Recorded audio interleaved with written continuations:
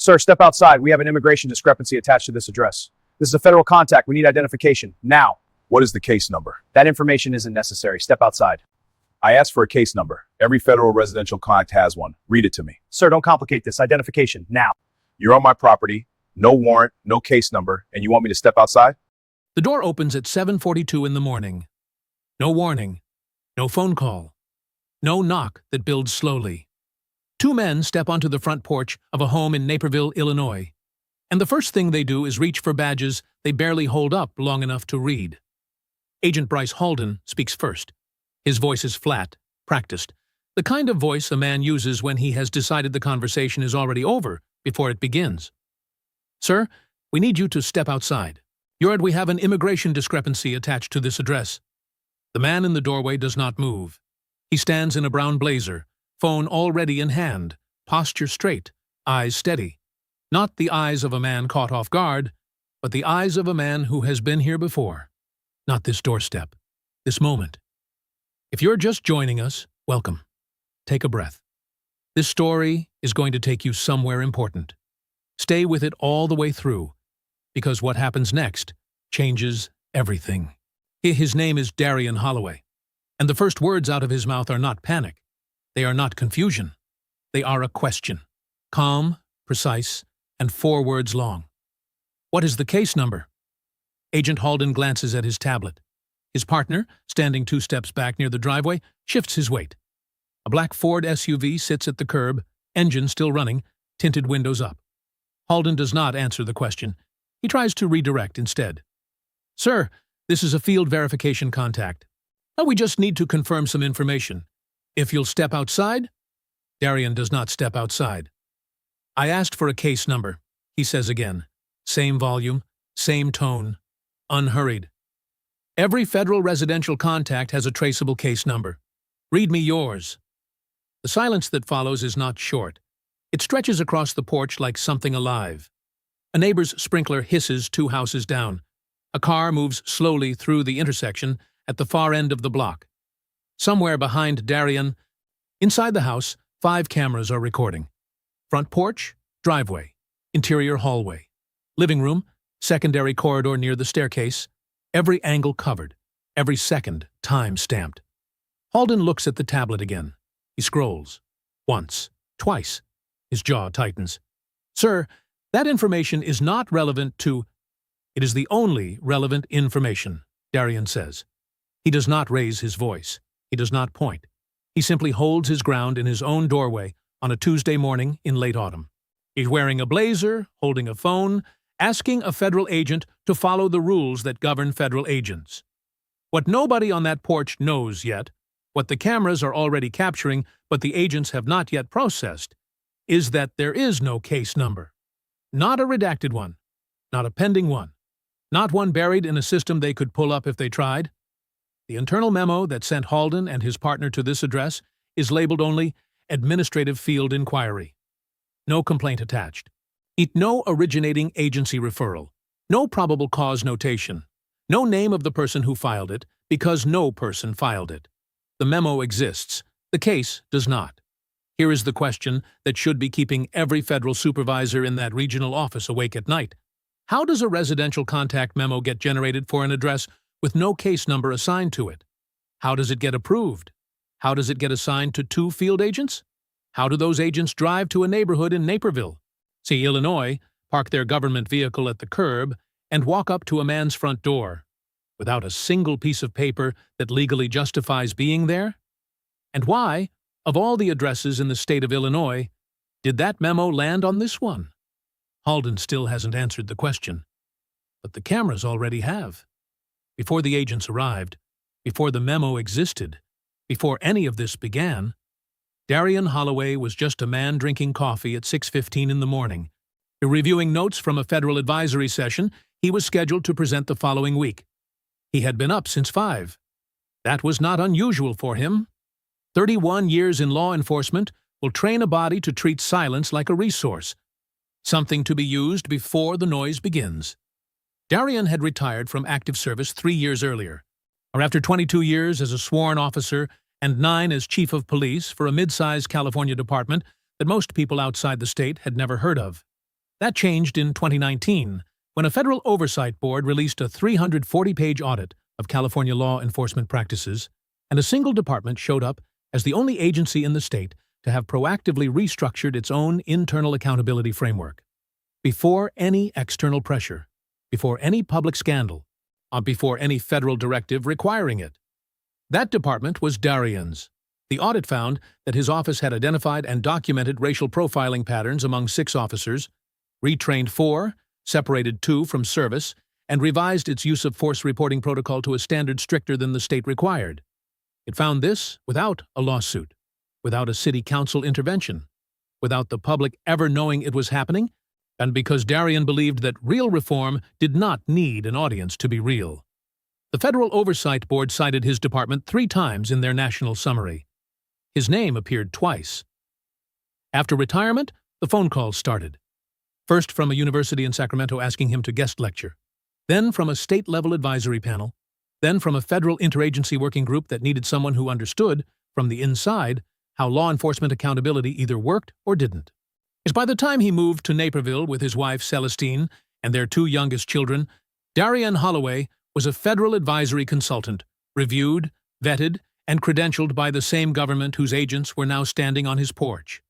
3 weeks before that Tuesday morning, he had delivered a presentation at a multi-agency training conference in Washington, D.C. The room held 140 people, federal agents, supervisors, policy directors, oversight liaisons. Yet the topic was what Darian called cross-agency opacity, the tendency of federal task forces to shield residential enforcement actions from any meaningful oversight by fragmenting paperwork across multiple jurisdictions. He had used real data. He had cited real patterns. He had named no individual agents, but he had named processes. And the people who designed those processes were sitting in that room, listening. He spoke for 40 minutes. When he finished, the room was quiet for a beat longer than it should have been. And then someone in the 4th row stood up, gathered his materials, and walked out. No explanation, no acknowledgement, just the sound of a chair scraping and a door closing behind him. Nobody asked who he was. Darian noted it and moved on. 3 weeks later, an administrative field inquiry memo appeared in the system, time-stamped 48 hours after that conference ended, attached to Darian Holloway's home address in Naperville, Illinois. No case number, no complaint, just an address, a name, and 2 agents assigned to follow up. The documents arrive in a box, not digitally, not in a clean email attachment with a cover letter. A physical box, medium-sized manila folders inside, no index, the kind of response a federal agency sends when it wants to technically comply with the Freedom of Information Act request while making the information as difficult to use as possible. Darian's attorney, Renata Osei Bonsu, opens the box on a Tuesday afternoon, 6 weeks after the request was filed. She is a constitutional litigator with 19 years of experience. She has opened boxes like this before. She puts on gloves, not because she has to, but because it is her habit, and begins laying the documents out on the conference table in her Chicago office, 1 page at a time. The first thing she notices is the black. Heavy redaction ink covers entire paragraphs on some pages. Not single words, not names. See paragraphs. In one section, 7 consecutive lines are blacked out completely, followed by 2 lines of visible text, followed by 5 more blacked out. Whatever story those pages are trying to tell, the agency has edited the plot down to something close to nothing. But what remains is enough. The memo that initiated the contact is a single page. At the top, Administrative Field Inquiry, Illinois Regional Division. Below that, a date. Below that, an address. Below that, a name. But the field labeled Case Reference Number is blank, not redacted, not pending. Blank. As in, the person who typed this memo left that field empty and submitted it anyway. As in, someone approved it with that field empty. As in, the entire chain of authorization that sent 2 federal agents to a man's home on a Tuesday morning was built on a document that did not meet its own agency's minimum filing requirement. Renata circles the blank field in red ink. She sets the page aside. Here, the second document is a routing record. It shows the memo's path through the agency, from creation to assignment. 3 signatures, 2 electronic approvals, a regional supervisor's initials at the bottom. Renata knows that name, not personally, professionally. That supervisor had appeared in a prior accountability audit, a confidential one, not public record, but one Darian had completed as part of his federal consulting work. See, the audit flagged a cluster of irregular residential contact authorizations originating from that supervisor's field office. The findings were shared with an oversight committee liaison in Maryland. The report was never published. The supervisor was never formally disciplined. The memo was created 48 hours after Darian's Washington conference. It was routed through the desk of a supervisor who had reason to know Darian's name before that conference ever took place. And the metadata, the digital fingerprint embedded in the file's creation record, shows the document was opened, edited, and saved 4 times in a 90-minute window the evening after the conference ended. Renata places that document next to the first one. She does not say anything for a moment. She just looks at both pages, side by side, under the fluorescent lights of a conference room on the 14th floor of a Chicago office building. And then she picks up her pen and writes 2 words at the top of her legal pad. The words are, "Not random." 7:51 a.m. 9 minutes have passed since Halden first spoke. He has not produced a case number. He has not produced a warrant. He has not produced anything except a tablet he keeps glancing at and a posture that is slowly shifting from procedural to something closer to frustrated. His partner, Agent Tyrell Mossgrove, 6 years on the job, stationed out of the Illinois Regional Field Office, has not moved from his position near the driveway. He stands with his hands at his sides, watching. Not the house, not the door. He is watching Halden. And his expression, if you know how to read it, is the expression of a man who wants to say something but has decided not to. "Mr. Holloway," Halden says, and now there is a new note in his voice, not louder, but harder. "Under Field Verification Authority, and I am asking you to step outside so we can complete this contact." Darian does not step outside. "You don't have field verification authority over a private residence without a warrant," Darian says. "You know that. I know that. So let's stop pretending this is routine." What happens next takes less than 4 seconds. Halden steps forward. Not a lunge, not a rush. A single deliberate step, past the threshold, into the entry of Darian's home. 1 foot crosses the doorframe, then the other. He is inside. Darian does not move back. He does not raise his hands. He turns his body 45 degrees, positioning himself so that the hallway camera behind him captures Halden's full frame inside the house. "I am stating clearly, for the record," Darian says, voice level, "that no consent was given for entry. You are inside my home without a warrant and without my permission." Halden's jaw tightens. "This is a field verification. You already said that. It doesn't change what you just did." 7:53 a.m. Halden tells Darian to produce identification. Darian produces it, slowly, deliberately, holding his driver's license up and to the left so the interior hallway camera captures both his face and the license in the same frame. Halden takes the license. He walks back toward the door, steps onto the porch, and keys something into the mobile terminal mounted in the SUV. What comes back changes the temperature of the entire encounter. To the terminal screen reads, "Holloway, Darian A., retired law enforcement, chief of police.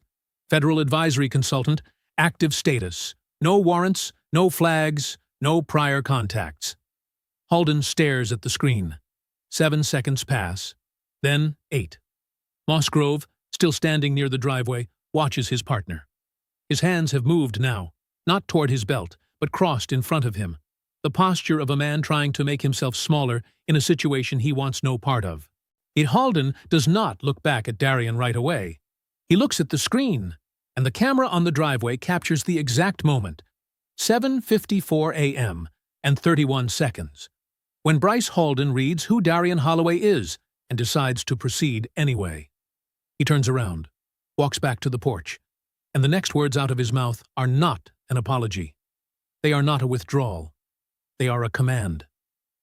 "Sir, I need you to come with us for further verification."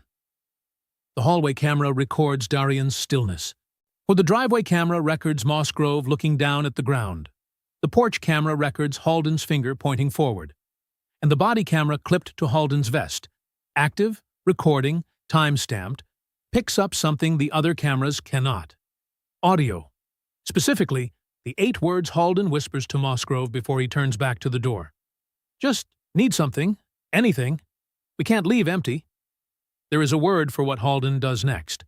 See, the clinical version is escalation under diminished justification. The plain version is he keeps going when he knows he should stop.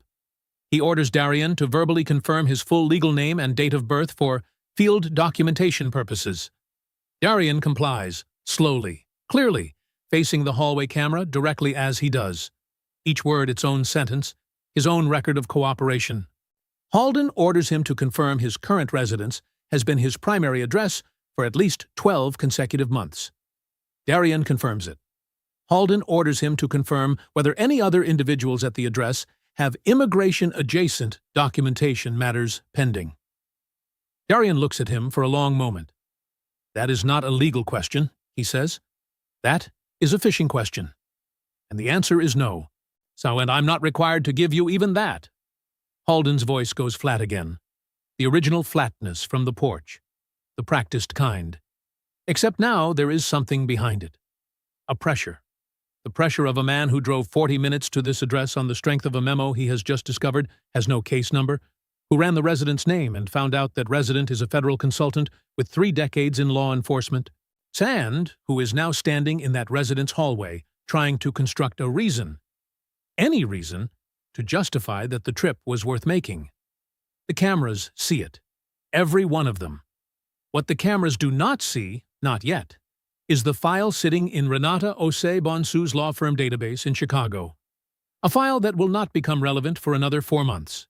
A file labeled Illinois Regional ICE Field Office, Residential Contact Anomalies, to Q1 to Q3. Darien had completed that audit 6 weeks before the agents arrived at his door. He had flagged 23 irregular residential contact authorizations across 3 Midwestern states. He had identified a pattern: contacts initiated without complainants, without case numbers, and without originating agency referrals, concentrated in a specific regional division. The regional division Bryce Halden worked out of. Darien had shared the findings with a Federal Oversight Committee liaison. And the report was confidential. It had not been published. It had not been announced. But it existed, and its existence meant that everything happening in this hallway right now, every question Halden asks, every command he issues, every second he stays inside this house, is not just a constitutional violation. It is evidence. 8:03 a.m.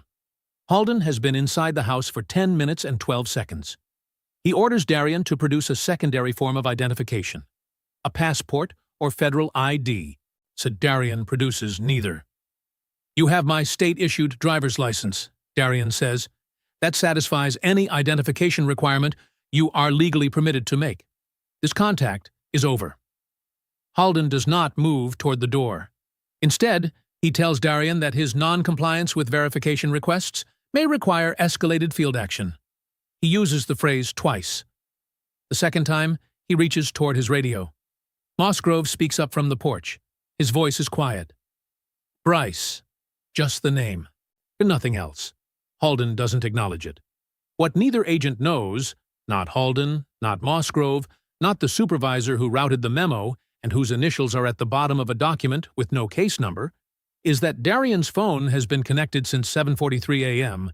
to the office of a constitutional attorney in Chicago, live-on speaker, the entire encounter being recorded on a second device in real time. The attorney's name is Marcus Delacroix Webb, but he has handled 14 federal civil rights cases in the past decade. He has won 11. He has been listening to every word spoken in this hallway for the past 21 minutes. And at 8:06 a.m., Marcus Webb speaks, through the phone in Darien's hand, loud enough for the hallway camera to pick up. And the 6 words he says are the same 6 words that end careers. "Agent, I need your badge number." The hallway goes quiet. Halden looks at the phone. He looks at Darien. Then he looks at the phone again. And somewhere inside the Illinois Regional Field Office of a federal agency, a performance review file is already sitting open on a supervisor's desk, the same supervisor whose initials are on that memo, waiting for something called demonstrable field outcomes. That file is about to look very different by the end of the week. The audit existed before the agents ever knocked. That is the part nobody in that regional field office had accounted for. Not Halden. So not Mossgrove. Not the supervisor whose initials sat at the bottom of a memo with a blank case number field. None of them had checked whether the man at that address had already been inside their records, not as a subject, but as an examiner. Darian had completed the audit 14 weeks before the morning those agents appeared on his porch. And it was a confidential commission, requested by a federal oversight subcommittee after a pattern of complaints from civil liberties organizations in 3 Midwestern states flagged what one researcher called a statistical impossibility. The complaints described residential immigration contacts that happened without warrants, without case numbers, and without any complainant on record. Contacts that seemed to appear from nowhere, target specific households, now and then disappear back into the system with no resolution documented. The subcommittee needed someone who could read the internal language of a law enforcement agency from the inside. Someone who had worked inside that language for decades and knew exactly where the seams were. They called Darian. He spent 11 weeks reviewing field authorization records across Illinois, Ohio, and Michigan. He did not work from summaries.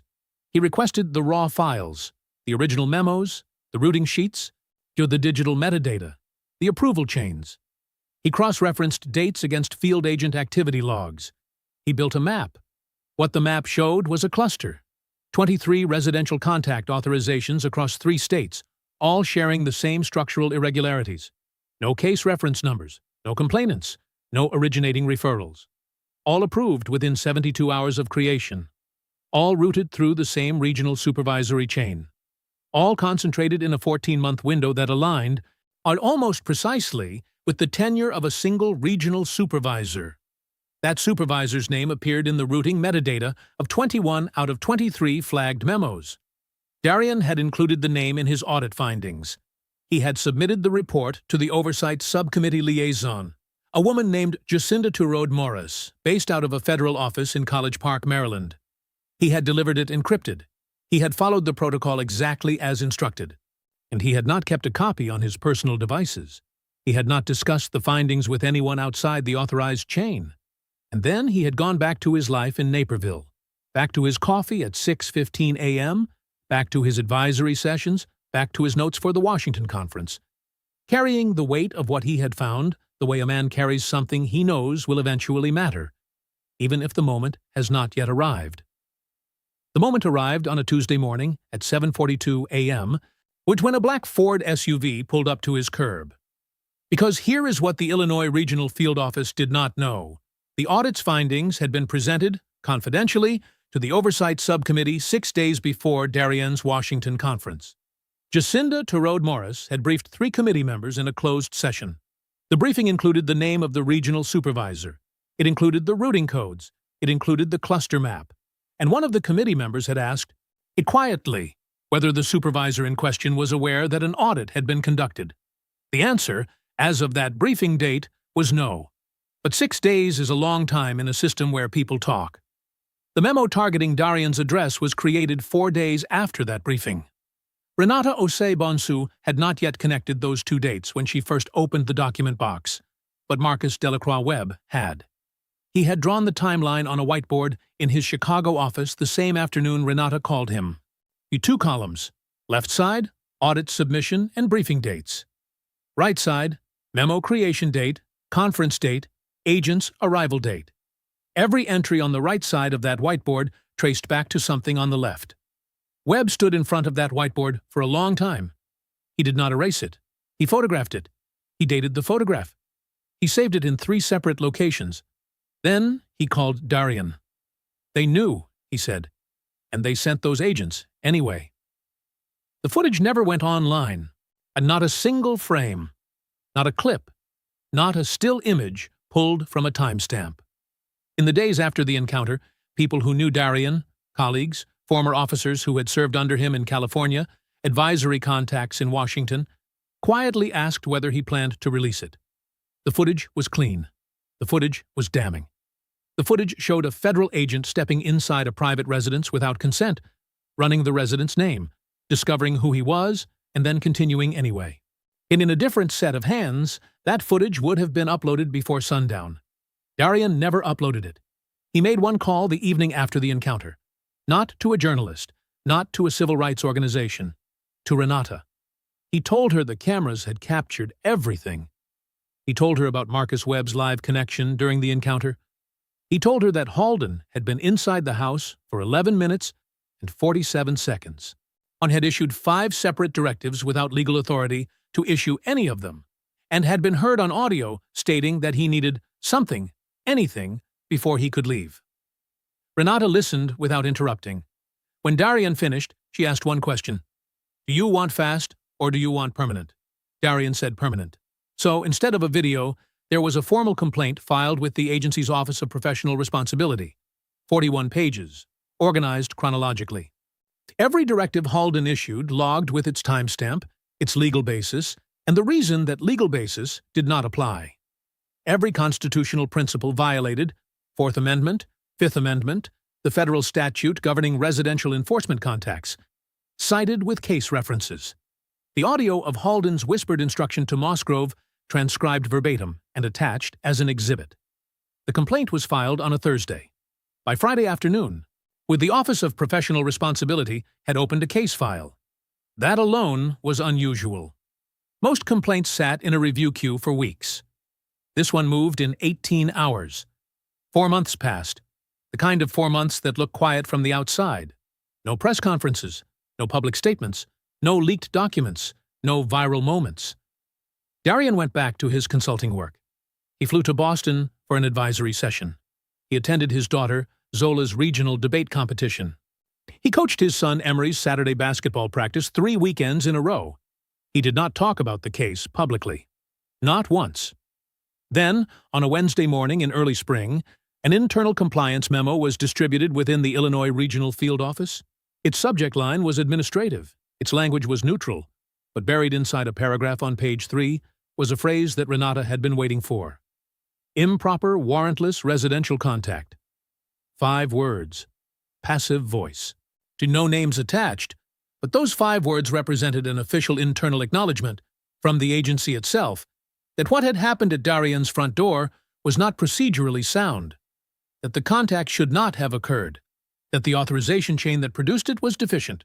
It was not a verdict. It was not a punishment. It was not even a public statement. Yet it was a memo.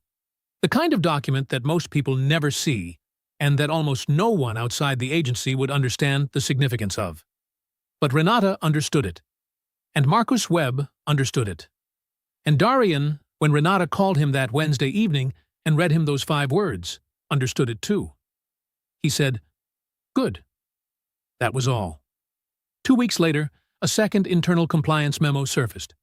Same phrasing, same 5 words, different address. A home in Rockford, Illinois, 70 miles north of Naperville. Different resident, different agents.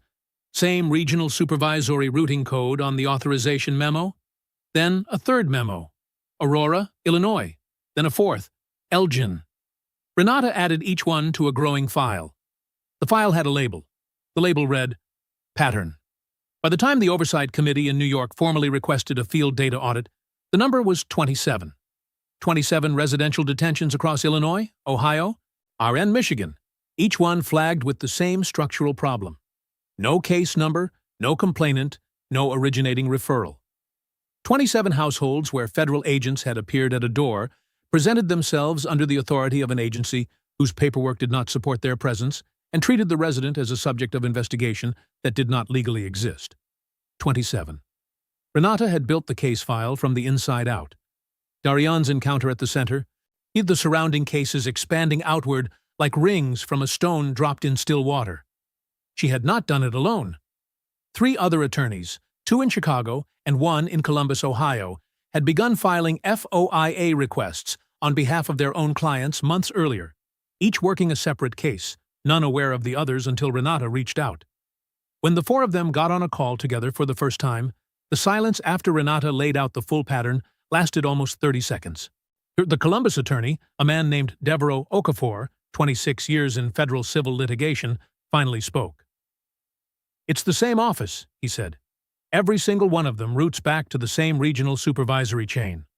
Renata said yes. And the same routing code, Devereaux said. Renata said yes again. The routing code appeared in the authorization metadata of 24 of the 27 flagged contacts. A 6-digit identifier assigned to a specific supervisory chain within the Illinois Regional Field Office. The code was not secret. It appeared in standard agency documentation, but its concentration across 3 states, across a 14-month window, across cases that otherwise shared no connection to one another, was not an accident. Someone with the authority to route field contacts had been using that authority to generate contacts that should not have existed.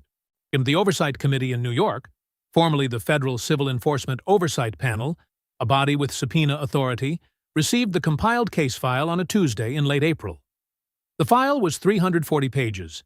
It included all 27 flagged contact memos, their routing metadata, their authorization chains, and a 22-page analytical summary, authored jointly by Renata, Devereaux, and a third attorney named Simone Achebe-Whitfield out of Detroit, who had spent the previous 3 months cross-referencing field agent activity logs against authorization timestamps. The summary's conclusion was 3 sentences. The contacts documented in this file do not represent isolated procedural errors. They represent a pattern of authorization abuse concentrated within a single supervisory chain over a defined period. And the individual who held authority over that chain during the relevant period is identified in the routing metadata of 24 of the 27 flagged contacts. The committee requested a formal response from the agency within 30 days. Before that 30-day window closed, something else happened. Field agents in the Illinois Regional Office began to quietly disappear from their assignments. Not fired, not suspended, reassigned, to desk roles, to administrative functions, to other districts. The reassignments happened one at a time, spaced out across several weeks, announced internally through routine HR memos that gave no explanation beyond operational restructuring.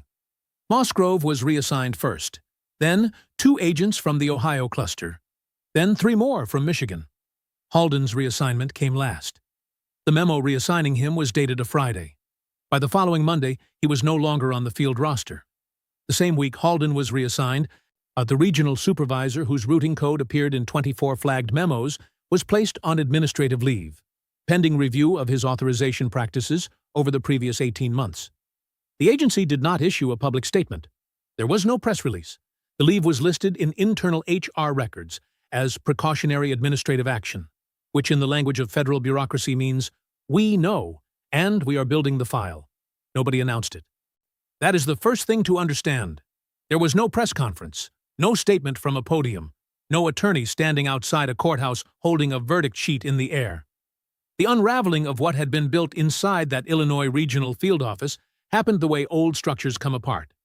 Not in a single collapse, but in stages, each one quiet, each one final. The Internal Review Board issued its findings on a Thursday morning in June. Yet the document was classified as an internal administrative record, not for public release. But its language, the specific, careful, damning language that federal review boards use when they have found exactly what they were looking for, made its way through proper legal channels into the hands of Renata, Devereaux, and Simone within 48 hours. The findings used the phrase procedural misrepresentation 4 times, and they used the phrase unauthorized residential enforcement contact 11 times. They identified 2 agents by badge number, not by name in the released portion, but badge numbers that matched Halden and Mossgrove exactly, as having conducted field enforcement actions unsupported by any valid case authorization. They identified the regional supervisor by title and routing code as having approved field contact authorizations that did not meet minimum documentation requirements on 24 separate occasions across a 14-month period. 24 occasions, 14 months, approved, by the same desk, the same initials, and the same man who had sat in a conference room in Washington 2 days after Darian's presentation, and then driven the process that sent agents to Darian's door. Mossgrove resigned first. His letter cited personal and professional reasons. It was 2 sentences long. He was gone before the end of the week. The regional supervisor was terminated the following Monday. His termination letter, obtained later through the legal proceedings, used 9 words to explain the reason. Failure to maintain authorization integrity in residential field contact approvals. 9 words. 24 families across 3 states. 1 retired police chief who had asked a question on a Tuesday morning that exposed the whole thing. Halden lasted 4 more days. His termination was listed under a separate category: conduct unbecoming a federal officer, aggravated by documented misrepresentation during field contact and post-contact reporting. The review board had found that Halden's written field report of the Naperville contact, filed the same day as the encounter, described the entry into Darian's home as consensual threshold contact initiated by the resident. The audio from Halden's own body camera said something different. The hallway camera said something different. Renata had submitted both as exhibits. The report said the resident had stepped back and waved Halden in. The camera showed Darian standing still, arms at his sides, as Halden crossed the threshold. The report said the resident had become verbally aggressive and non-cooperative. The audio showed Darian speaking in complete sentences, at a consistent volume, citing legal principles calmly, for 11 minutes and 47 seconds. Halden had filed a false report. That finding alone ended everything. And the federal HR filing that confirmed his termination used language so neutral, so stripped of drama, that if you read it without knowing the story behind it, you would think it described a paperwork error. But inside that neutral language was the end of a federal career, the end of the authority, the badge, the power to walk up to a man's door and demand he justify his presence in his own home. Halden was gone. No one applauded. No crowd gathered. No cameras recorded it. Just a name removed from a federal employment roster on a quiet Friday afternoon in June. Darian Holloway never gave an interview. Not one. Not to a local paper. Not to a national outlet that called Renata's office 3 times asking for access. Not to a documentary crew that sent a formal written request in late summer. Not to the podcast hosts, the newsletter writers, the law school professors who wanted him as a guest speaker to talk about what had happened. He declined all of it, politely, but without explanation. By the time Halden's termination was finalized, Darian was already in Massachusetts, a consulting engagement in Cambridge that had been scheduled months in advance, unrelated to any of this, just the ordinary work of a man who had spent 3 decades studying how institutions either hold themselves accountable or don't. He sat in a conference room at 9 a.m. on a Monday and spoke to a room of federal policy analysts about documentation standards in residential enforcement protocols. He used no personal examples. He cited no specific cases. He spoke from data and principle, the way he always had. And when the session ended, he gathered his materials and flew home to Naperville, to Celestine, to Zola's upcoming graduation, and Emory's next basketball season. The case file, all 340 pages of it, plus the exhibits, the audio transcripts, the camera footage, the routing metadata, the whiteboard photograph Marcus Webb had taken in his Chicago office, was submitted to the Federal Civil Enforcement Oversight Panel as a permanent record. It would be used, not in a courtroom, in training, in policy revision, in the internal review processes that federal agencies conduct when they are forced to look honestly at what their own systems have been producing. Renata had negotiated that. It was part of the resolution. The footage, all 5 camera angles, the body camera audio, the live recording Marcus Webb had maintained throughout, would not be suppressed, destroyed, or sealed. It would be preserved as an official record and made available to the oversight panel for training and policy purposes. Darian had asked for one thing specifically. He had asked that the 27 flagged residential contacts, all of them, not just his, be individually reviewed. And that every resident affected receive formal written notification that the contact they experienced had been found unauthorized. Not an apology, not a settlement offer, just a letter, official letterhead, clear language, confirmation that what happened to them was wrong, and that a federal body had said so in writing. The panel agreed. 27 letters went out over 6 weeks. Most of the recipients had never known that what happened at their door was irregular, and they had assumed, the way people often assume when a federal agent shows up in uniform and speaks with authority, that the government must have had a reason, even if no one explained it. Now they had a letter that said otherwise. With part of the financial settlement reached through the legal proceedings, Darian established the Holloway Documentation Project, a small operational nonprofit staffed by 3 full-time employees and a rotating group of law school fellows. As its purpose was narrow and specific, to train individuals, particularly in communities with high rates of unwarranted enforcement contact, on how to document law enforcement interactions legally, safely, and in ways that produce usable records. Not how to fight, not how to escalate, how to document.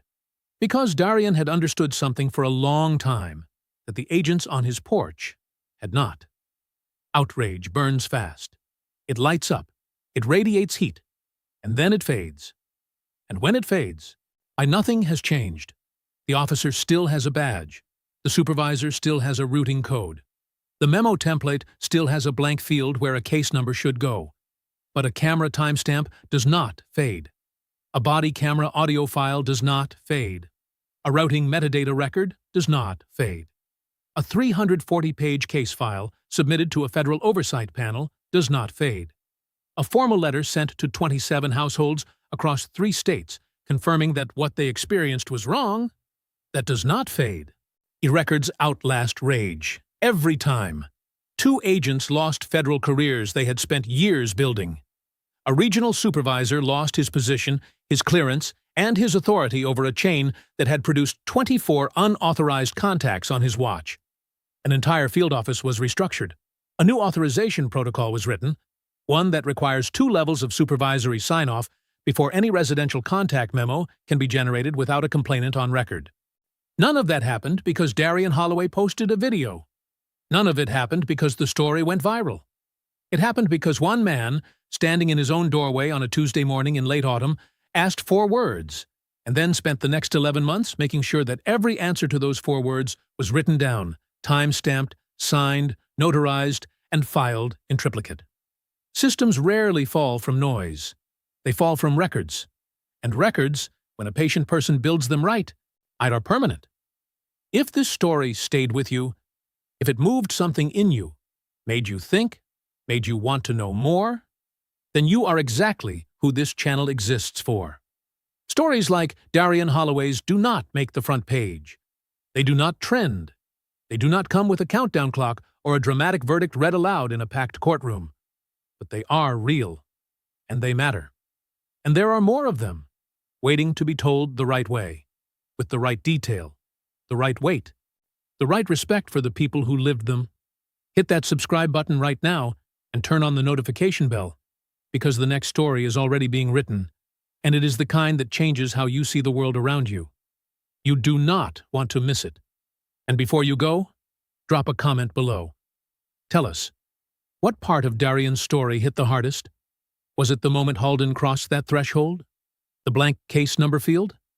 The 27 letters that went out across 3 states? Or the final line? Your voice in the comments does something this channel cannot do alone. It tells the next person who finds this story that they are not watching alone. Share it with someone who needs to see it today. Pass it forward. Because the most powerful thing about a story like this is not what it shows you. It is what it inspires you to do next. We will see you in the next one.